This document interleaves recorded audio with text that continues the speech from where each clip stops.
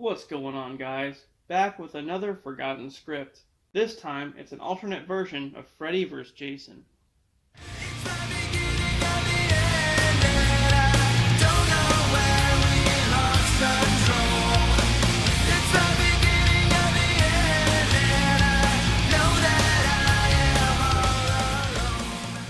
This early version of the script was written by Louis Abernathy, who was an actor in the Titanic. He wrote a couple of other scripts for other movies, but that's about it. Anyway, so at the time, Freddy vs. Jason was called Nightmare 13, Freddy Meets Jason. Doesn't exactly have the same ring to it. The script starts out with a girl named Megan who's walking down Elm Street. Dream children are out on the sidewalk playing hopscotch and jump rope, as they do, singing Freddy's lullaby. 1, 2, Freddy's coming for you. 3, 4, better lock your door. 5, 6, grab your crucifix. 7, 8, gonna stay up late. 9, 10, never sleep again. She comes up on an old house, and that's pretty much it. We jump ahead a bit to a group of teens in Springwood who are having nightmares. In this version, the town is well aware of Freddy, as opposed to the theatrical films where the town is always in denial. There's a scene where a reporter comes to town and interviews this cult worshipping Freddy. They have a big sign with a message on it written in blood. It basically says, "To the parents of Springwood, Freddy lives. Soon he'll come and take one of your children as his virgin bride. Then Freddy will, and his upon her, and behold, a soulless child shall be born. The vessel for Freddy to rise and rule the darkness forever and ever." So all these cult members burnt themselves to resemble Freddy and shoot up this dream drug that allows them to conversate with Freddy in the dream world. Yeah, it does get a bit out of hand in some areas. So the girl from the beginning, Megan, has a little sister named Lizzie, who also starts having nightmares, and Megan vows to protect her from Freddy. As the Freddy cult is running wild, we get introduced to this cop named Murdoch, who stands up to them. And this guy is fucking crazy. He's like a John McClane type, but even crazier. As it turns out, he's a survivor of Jason. He even has a metal plate in his head from where Jason sliced him with a machete. Anyway, so the police surround the cult's compound. Inside, the cult's lawyer is trying to figure out a way to handle things legally, right after doing a huge line of coke. All of a sudden, the lawyer's head comes flying out of a window and hits one of the cop cars. Murdoch sees this and runs into the house, guns blazing, with an echo of gunfire ringing out from inside. And he laughs as he guns down the cult members one by one. Some of them even being young kids. Yeah, this guy's fucking wackadoo. So Megan finds out that the cult is actually after her younger sister Lizzie to be the virgin bride for Freddy, intending on all the cult members impregnating her, similar to what happened to Amanda Kruger with the Maniacs. Yeah, that's kinda dark. So Megan and her friends travel to Crystal Lake to dig up Jason, thinking that he'll be able to stop Freddy. After digging him up, Jason is pretty much just a lifeless corpse, like he was in Jason Lives. So then, they decide to shock him back to life with electricity, which ultimately doesn't work. Then they get his body and drive him back to Springwood. The teens pass by Freddy on the road, who's posing as a state trooper. So yeah, they still have little funny moments in this, kind of like Freddy's dead, but they're really cheesy. However, some of the shit Freddy says is pretty funny. That being said, this is where it starts to get kind of stupid. So, Jesse, Megan's boyfriend, dies facing Freddy in a dream. The teens cut his heart out and put it inside Jason to resuscitate him. And it works, like a fucking Frankenstein experiment. Don't worry, it gets much worse. After Jason comes back to life, he tries to kill the teens, but stops suddenly after Megan shows him a locket with a picture of her and Jesse inside. Jason, or Jesse, whatever we're calling him now, then reaches out to Megan, like he remembers her. Yeah, okay, this is great. Then Jason spends the rest of the movie protecting Megan from Freddy. They go to an asylum, which is probably Weston Hills, and they steal an ambulance. One of the teens, Erwin, tries to get in the driver's seat and drive the ambulance, but Jason shoves him out of the way and climbs in. Like I said, this shit's bananas. As Jason starts the vehicle up with the keys, an automated voice comes on telling Jason to put his seatbelt on. He gets really confused, and one of the teens tells him to put the seatbelt on, but instead, he just punches the dashboard, silencing the voice. I guess they're trying to make Jason funny, but it's just weird. Then the group heads to a church where the cult is trying to do this thing with Lizzie. A fight breaks out with Jason killing a bunch of cult members. Then, somehow, Jason gets to hell where he confronts Freddy in a boxing ring. Yep, that's what I said. The ropes of the ring are made of intestines, and each of the ring posts have a severed head on it. I'm not even sure how we got to this point, really. But anyway, there's an audience surrounding the ring made up of Megan, her friends, and some notorious killers from over time like Hitler and a bunch of others. And Ted Bundy is the ring announcer who introduces Freddy and Jason. So this basically turns into an HBO boxing match. Freddy beats Jason's ass pretty bad. He stomps Jason through the ring mat, with there being water underneath. And then, as Freddy starts to drown him, we go to 1950s Camp Crystal Lake. We see Pamela arguing with Jason's father Elias about sending Jason away to camp. Elias threatens Pamela, telling her he's going to take her to the shed again, and he seems to be pretty abusive. Young Jason, of course, is disfigured and already has the hockey mask on. Pamela sends Jason to camp anyway, and presumably kills Elias, saying he'll never take anyone to the shed ever again. Then, at the lake, young Jason is being drowned by someone. He makes it to the surface long enough to see that a teenage Freddy Krueger is the one drowning him.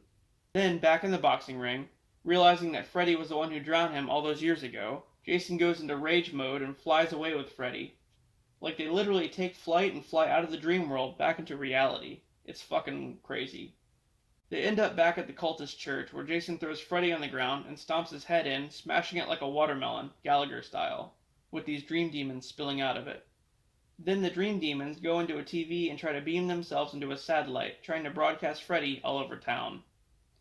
The best way I can describe this is like they go into this TV and then shoot through these power lines, like they're trying to broadcast Freddy all over town so people fear him. It's fucking ridiculous. Anyway, Megan interferes and redirects them, with them flying straight into the sun, killing Freddy once and for all. Wow, that was almost as crazy as Jason driving the ambulance. Just then, Murdoch shows up to the church and starts shooting cult members again. Jason kills Murdoch by shoving a shotgun up his ass. Literally. And then he pulls a trigger and yeah. Then, Jason gets RoboCop by the other police officers, sending him crashing to the ground.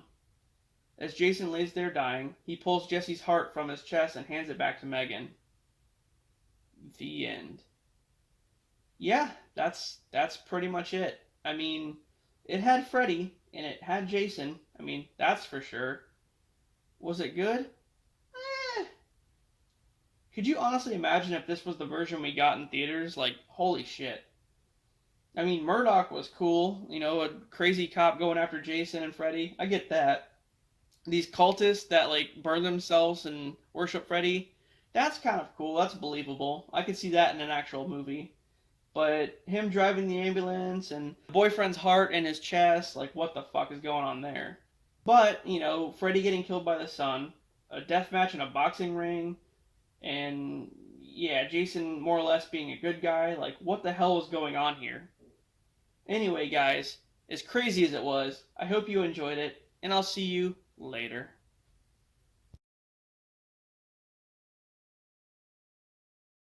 Alright guys, I'm back with another forgotten script. This time it's the sequel to Freddy vs. Jason, where they fight Ash.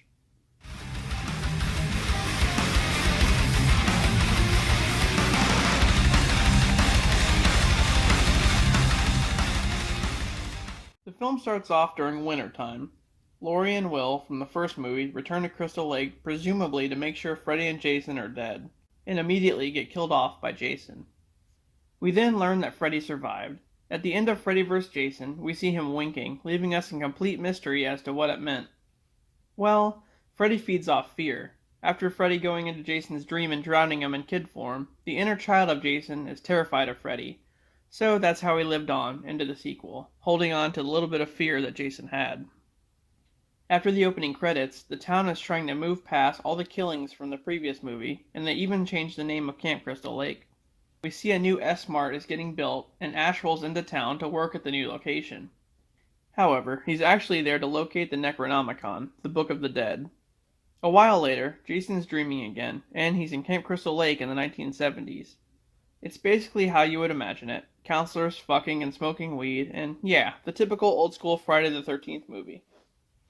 Anyway, he walks up on these two older people who are fucking, and they turn out to be Freddy and Pamela. Pamela then tells Jason to be free from Freddy, he needs to go to the Voorhees house, yes, the one from Jason Goes to Hell, and find the Necronomicon, which would in turn also resurrect Pamela. But obviously, Pamela is not real, it's Freddy in disguise manipulating Jason yet again.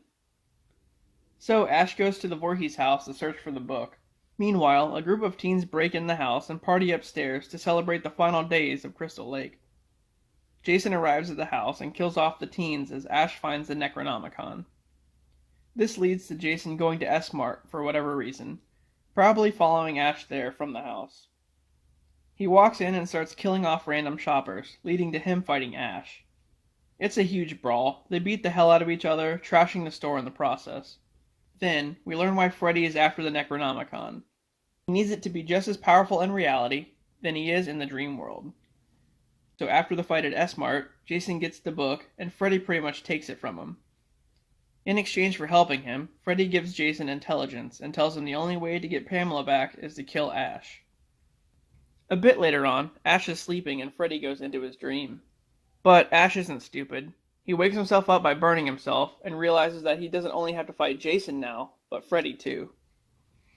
Then he goes to a cabin, the very same one from the original Evil Dead movie. Once there, Freddy possesses Ash's hand, which is now Freddy's glove, and Ash has to cut his own hand off. Again.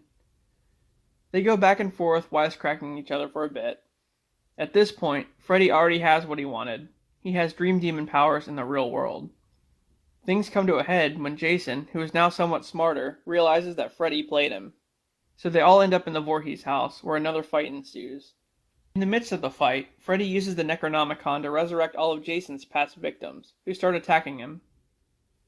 As this is going on, Ash and some other S-Mart employees sift through the wreckage at the S-Mart to gather weapons to fight the killers.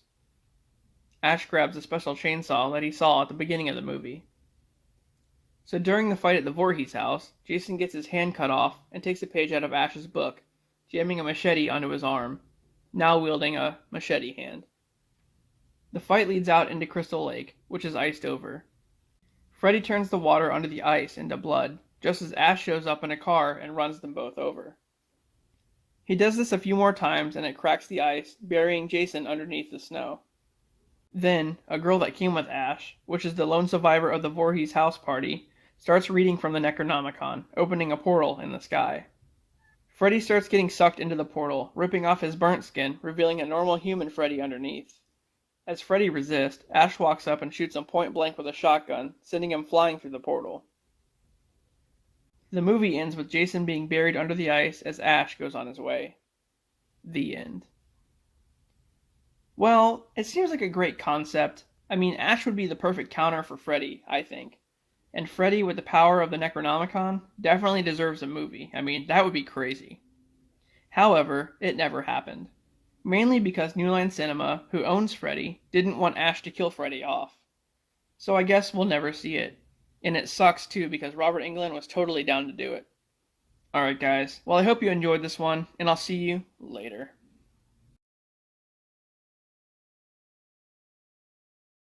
What's going on guys? On today's video, I'm going to take you back to the 90s with a classic. Batman Forever. If you're a true 90s kid like me, then this was a huge part of your childhood. Even with the bat nipple suit, the film was iconic. You had Val Kilmer, Jim Carrey, Tommy Lee Jones, Chris O'Donnell, and, Nicole Kidman.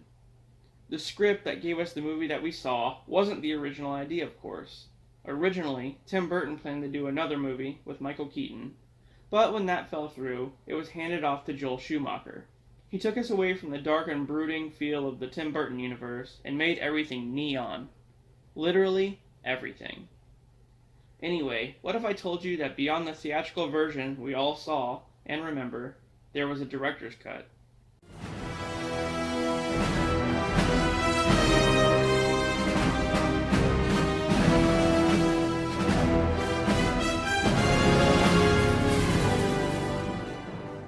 So, somewhere out there is a longer version of Batman Forever. There are some extended scenes you can find, like a longer beginning to the film where Two-Face escapes from Arkham, and it's a bit darker. But most of the scenes weren't actually filmed. It's just additional stuff that Warner Brothers interfered with and had Schumacher cut out of the final product.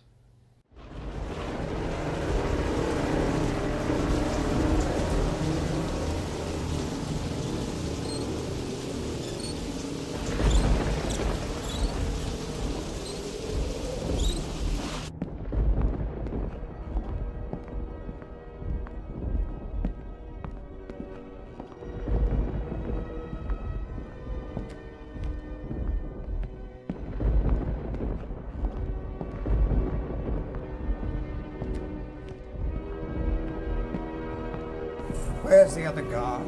He's inside watching us. Hell of a night out there, Doc. Hell's in here.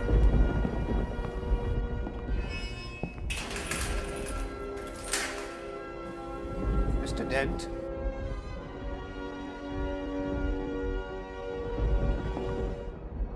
Counselor?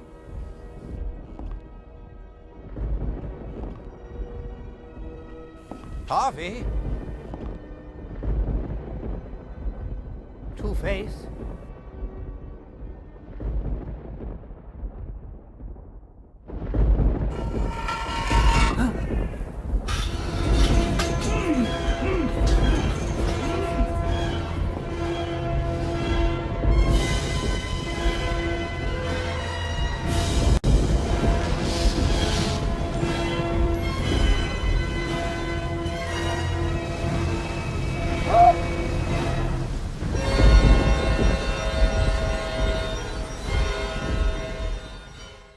This version, though, dives deeper into the mind of Bruce Wayne and the trauma brought on by his parents' death.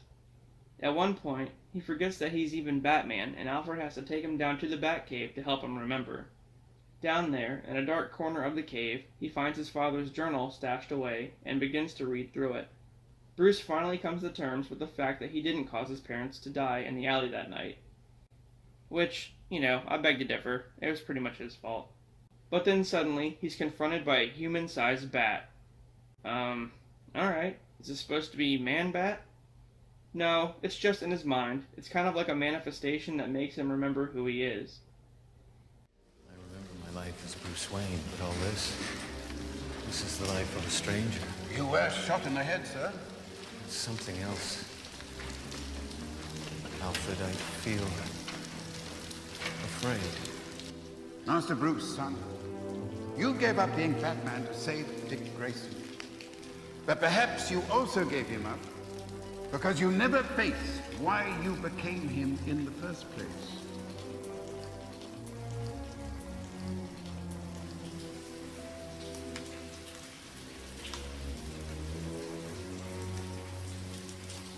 My nightmare. Your nightmares are there. And until you face them, I fear you will spend your life fleeing them.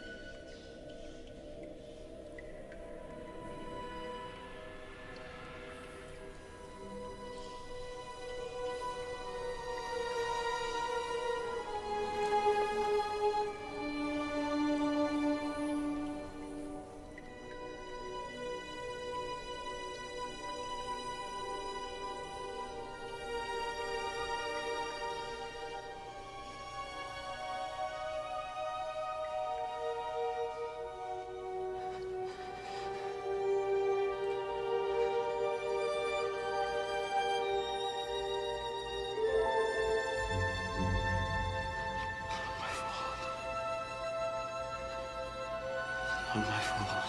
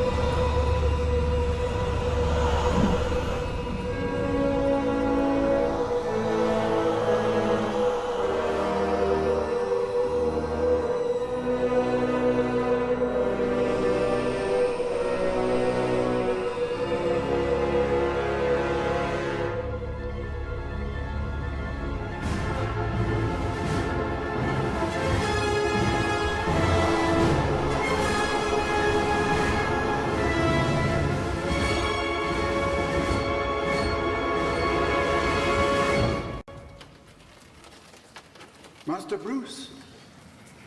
I'm Batman, Alfred. Also, there was an extended scene of the Riddler in the Batcave destroying everything. It was longer and he fucked things up a lot worse. Apparently, he was said to be a bit more dark and creepy in some scenes. But altogether, there was about 40 minutes of extra stuff they cut out, some of which you can find on YouTube, and I'll try to put a link in the description below so you can watch it for yourself. But like I said, it's basically more of Bruce overcoming the trauma, and that's about it. Just some additional stuff to make the movie a little bit darker, honestly. Will we ever see this cut of the film? Probably not.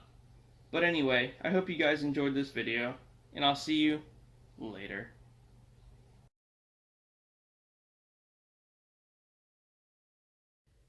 What's up, guys? Today I have yet another forgotten script for you. This one's a different version of Halloween, The Curse of Michael Myers. Let's get into it.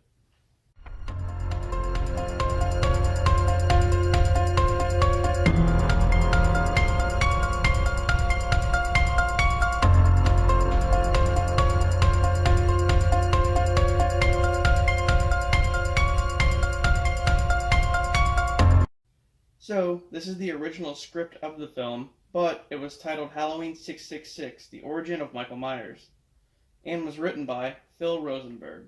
However, after reading it, Mustafa Akkad, who owned the rights to the franchise, hated the script, and Rosenberg was taken off the project.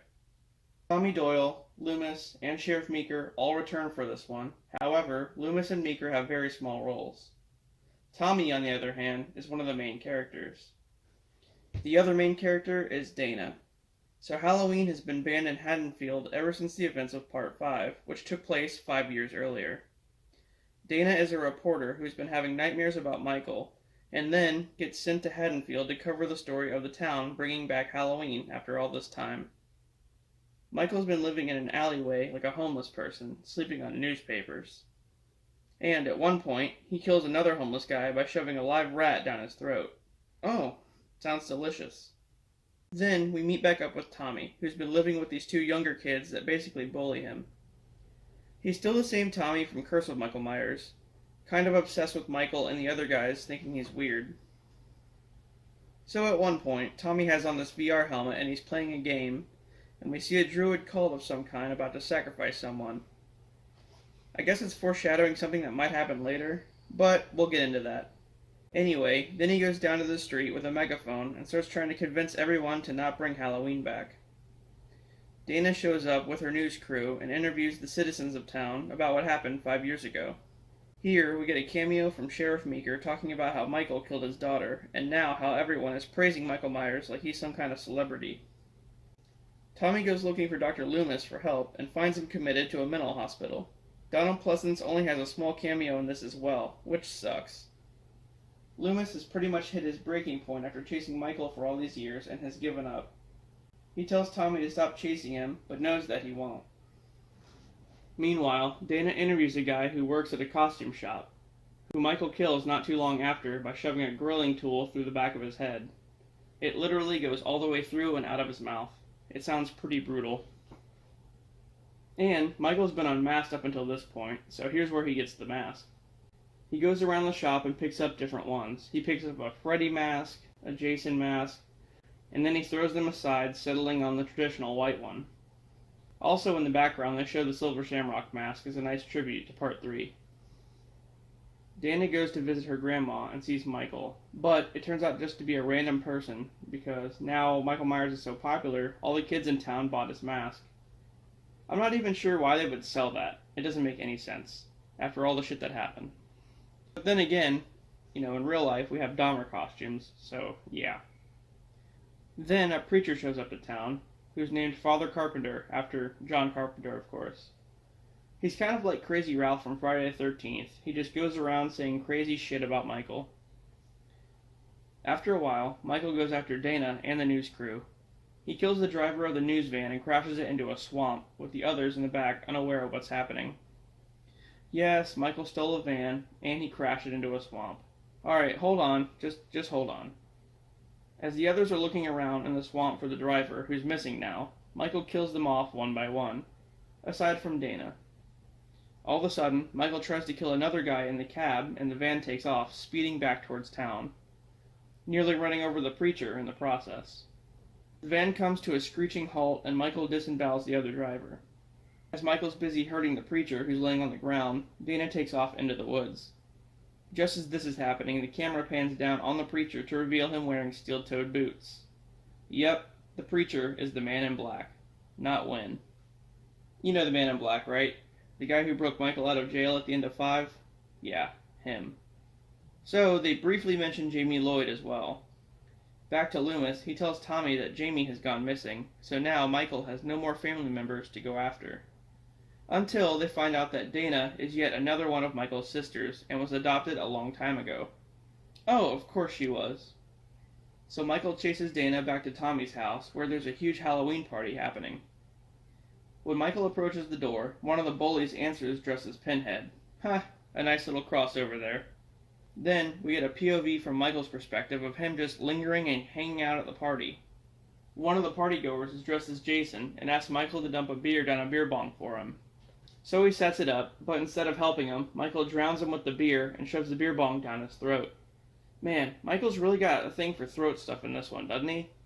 In the center of the party, you see Judith's tombstone just sitting there, being used as a centerpiece of some kind. I guess the two bully kids stole it from the graveyard. And this next part is pretty ridiculous, so hang on tight. Upstairs, Tommy's showing Dana his VR machine, which he tells her is like a Ouija board of some kind that can unveil Michael's true origin. But only if he can progress further in the game. So I guess it's like a video game about druids from like back in the day, but also it serves as like a Ouija board that shows Michael's origin. I don't know what's happening here. But he can only see his origin if he gets past a certain part that he's stuck at. I guess I don't know. So Dana tells him that she's Michael's other sister, and his reaction's kind of lackluster. He's like, "Whoa!" So that's all the more he says. Then Dana puts on the VR headset and tries to beat the game herself. Yeah, I know. This is happening. Just deal with it. Dana gets to a certain point in the game where two druids are arguing. One is a high priest, and the other guy, wearing a deer mask, is a king. For a ritual, the king was given anything he wanted for a whole year, under the promise that he would be sacrificed at the end of that year to keep the gods happy. So now, it's come time to sacrifice him, and he's not happy about it. There's a whole other story behind it, but anyway, so the priest stabs the king and kills him, and the world basically erupts into an Armageddon because it wasn't the king that he stabbed after all. When he removes the mask, it's actually the preacher. Yeah, this script is fucking wacky, man. So then the ritual is botched because they killed the wrong person, and the priest pretty much curses the king's family line for eternity, stating that the entire family will die. And of course Michael is a descendant of the king. Go figure. So then we fast forward to a flashback of 1963, the original movie, where it shows young Michael getting consumed by the curse right before he kills his sister. After that, there's a quick montage of all of Michael's past victims, and then Dana suddenly rips the headset off and says she knows how to kill him. He has to be sent through a portal, which is in Judith's grave, but it has to be done between 12 and 1 a.m. Just then, Michael bursts through the floor and fights Tommy. He subdues him and then follows Dana to the cemetery. Of course, the preacher's there, saying more crazy shit. So Dana arrives at Judith's grave, and her and Michael fall into it. She hangs onto the side and tries to pull herself out, but Michael grabs her and tries to pull her in. Just then, Dana stabs Michael in the eye, and he falls into the portal. Tommy shows up late just to put Judith's tombstone back where it was, and he sees Dana.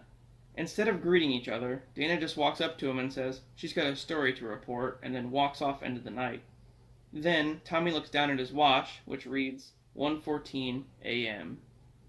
The end. So, I guess, in the end, they didn't get him through the portal in time. This one was a bit wild. Usually these forgotten scripts are crazy, I know, but this one was top of the list, man. First of all, there was barely any Loomis. They should have had a lot more Loomis. Tommy was pretty cool. I assumed it would have been Paul Rudd, which I know everybody loves Paul Rudd as Tommy. Dana was okay, but to me, she was just another cut and paste of any other girl in the franchise. like, a Tina or a Kara Strode or a Rachel or something like that.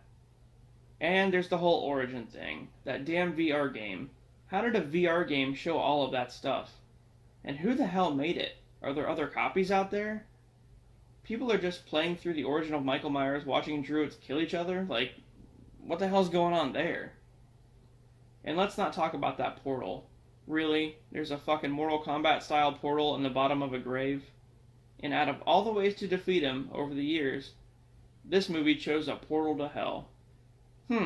That's cool, I guess, if they were gonna incorporate Cenobites or maybe even like Ash from Evil Dead. But they didn't. Yeah, personally, and this is gonna sound bad, but I'd rather have Busta Rhymes kick his ass again. Alright guys, well I hope you enjoyed this one, and of course I'll see you on the next one.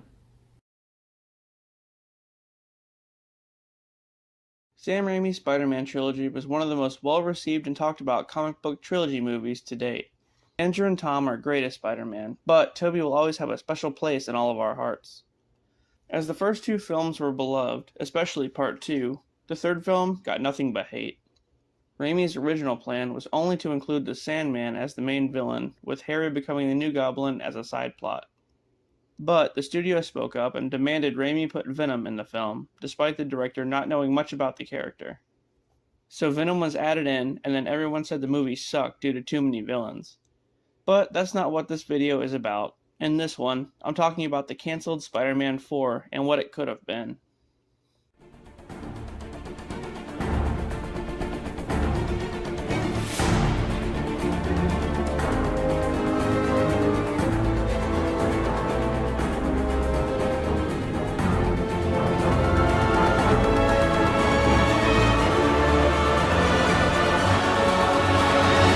After the release of Spider-Man 3, Sam Raimi planned on making the fourth movie, wanting it to be the best of all of them, serving as the redemption from Part 3. It was set to release in 2011 and had Tobey, Kirsten Dunst, and most of the original cast returning. James Vanderbilt was brought in to write the script for not only Part 4, but Parts 5 and 6 as well, so the studio was planning on 6 films. This one was going to feature the Vulture as its main villain, played by John Malkovich, and Mysterio, played by Bruce Campbell. Also, Anne Hathaway was going to play Felicia Hardy. But she wasn't going to be the Black Cat. Instead, the Vultress, who would have been the Vulture's daughter and partner, more or less. And that's pretty dumb. So the Black Cat isn't even the Black Cat, but the Vulture's daughter. Long before Venom was thrown into Part 3, Raimi wanted Ben Kingsley to play the Vulture alongside Sandman, but it just didn't work out that way. And, as the storyboards show, Mysterio would have been a lot fatter than usual. Bruce Campbell appeared as a cameo in all 3 Spider-Man films, all as different characters. Or was it the illusionist, Quentin Beck, just pretending to be different people? Originally, I thought Carnage was going to be in this one, played by Matthew Lillard, but I guess that was just fan casting. Anyway, so what stopped the movie from getting made? Well, it was one character, the Lizard. The studio wanted Raimi to include Dylan Baker as Kurt Connors in the film, and finally turn him into the Lizard. But Sam Raimi wasn't having it. By this point, he was burned out on Spider-Man anyway. The studio's interference in Part 3 killed it for him. So now that they were pushing the Lizard on him, Raimi decided to back away and let Sony go ahead with their reboot, which they were planning anyway. That's kinda screwed up. They had a whole contingency planned out to reboot it with James Vanderbilt writing the script for The Amazing Spider-Man as a backup, just in case Raimi's movie didn't work out. But with that said, let's see what the plot was about. According to various reports, the film was going to start off with a montage of Spider-Man capturing various villains like Mysterio, Shocker, and the Rhino. There are some storyboard images that show Mysterio being apprehended. And after that, Spider-Man starts to feel pretty good about cleaning up the city. He returns to his apartment to find that he's been evicted and that the building has been condemned. Then, he moves to a new place. Also, he's now an actual staff member of the Daily Bugle. So things are going pretty well. Until the Vulture shows up. So the Daily Bugle gets bought by a wealthy investor who happens to be Adrian Toomes. Toomes' daughter, Felicia Hardy, would end up falling for Peter, nearly driving another wedge between him and Mary Jane. It's not specified if Peter and MJ have fully healed their relationship following Part 3, but Felicia Hardy doesn't help matters. At one point, the Vulture disables a helicopter and sends it crashing to the street. Spider-Man appears and saves the pilots, but then engages in a fight with the Vulture, damaging his suit. Later on, the Vulture develops a hatred for Spider-Man and fights him again, kicking his ass pretty badly, taking the fight to a rooftop. He then rips Spider-Man's mask off and is shocked to see that Spider-Man is Peter Parker. He then goes to kill Peter, but is knocked off the roof, falling and getting impaled by his own wings. Later on, after his death, Felicia Hardy would go after Spider-Man to get revenge, possibly teaming up with another villain, Kraven. There isn't really much else known about the film, but I can't say it would have been that great. I'm not a huge Vulture fan to begin with, and the plot doesn't seem as good as Spider-Man 3. At least not to me. Anyway guys, that was the Spider-Man 4 that we almost got. I hope you enjoyed this video, and I'll see you on the next one. After the success of the original two Ghostbusters films, a third one was on the horizon. Yes, that's right. Back in the late 90s, a third Ghostbusters film was going to be in the works. It would have seen the return of the original cast, well, most of them, and would have had a pretty interesting plot. This is the story of the Ghostbusters 3 that we never got. Something strange in the neighborhood. Who you gonna call? Ghostbusters! If there's something weird and it don't look good, who you gonna call? Ghostbusters!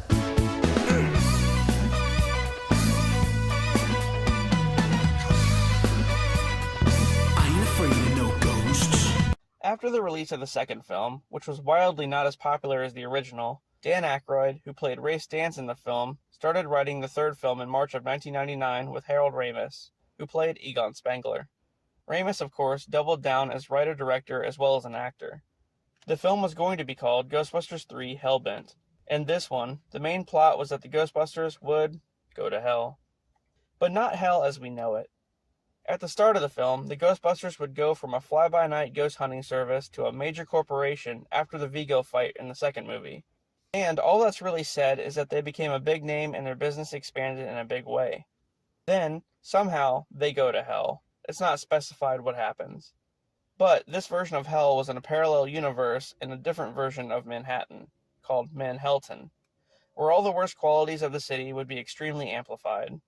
Traffic would be wall-to-wall, with the drivers having horrible road rage. The police would be minotaurs. Central Park would be a peat mine surrounded by green demons. And the city would consist of tall black onyx skyscrapers. But like I said, just a demonic version of Manhattan. Also, the villain of the film would have been a character named Mr. Luke Siffler, pretty much the film's version of Lucifer, and he would have been played by Alec Baldwin. Then, there's the issue of actors. What's a Ghostbusters movie without the original cast, right? Well, after the second movie, more or less flopped in theaters and in the eyes of most critics, Bill Murray didn't really have any interest in returning as Peter Venkman. And that sucks. But this led to Dan Aykroyd writing in the script that Venkman gets killed off and returns as a ghost. It would have just been a cameo at the end of the film instead of him being present for most of it. But the scene would have been weird though. At the end of the film, the team meets God, who shows up in the form of Venkman. So in a way, yeah, Bill Murray would have played God. God would have showed up to help the Ghostbusters stop Lucifer from turning the real Manhattan into a dumping ground for ghosts. So far, this sounds pretty awesome. But, with Murray not on board, Aykroyd started looking elsewhere for cast and decided to make this one a passing of the torch film for a new team. Actors like Chris Farley, Chris Rock, and Ben Stiller were all considered for new Ghostbusters. So I guess, things seemed like they were going to work out. The original actors settled for a reasonable amount. But Bill Murray, even though he would only be doing a cameo, wanted way more money. That, coupled with them not having the budget to create Manhattan the way they wanted to, the movie was ultimately abandoned. Fast forward a bit later on to 2008, another version was written by the guys who wrote Year One, where the film was going to be a father-son story of Venkman and Dana's baby, Oscar. In the script, Venkman would die at the beginning and spend the whole movie as a ghost. Not only that, but Oscar would be a lot older in this one and lead a new team of Ghostbusters. The original three Ghostbusters would basically just serve as teachers to the new team. This one could have been interesting, but yet again, Bill Murray wanted nothing to do with it. He didn't even read the script for this one for like a year or so. After that, The script was rewritten by Ivan Reitman, who directed the original movie, as a rom-com between two Ghostbusters. Well, two new male and female members of the team, anyway. And that one was obviously turned down, and Reitman stepped away from the project entirely, handing it over to Paul Feig. Where the movie transformed into the all-female one we got in 2016, and yeah. And that's the story of Ghostbusters 3. It would have been really badass, but unfortunately, due to Bill Murray and a lot of other things, we never got to see it. So I hope you guys enjoyed this video, and I'll see you on the next one.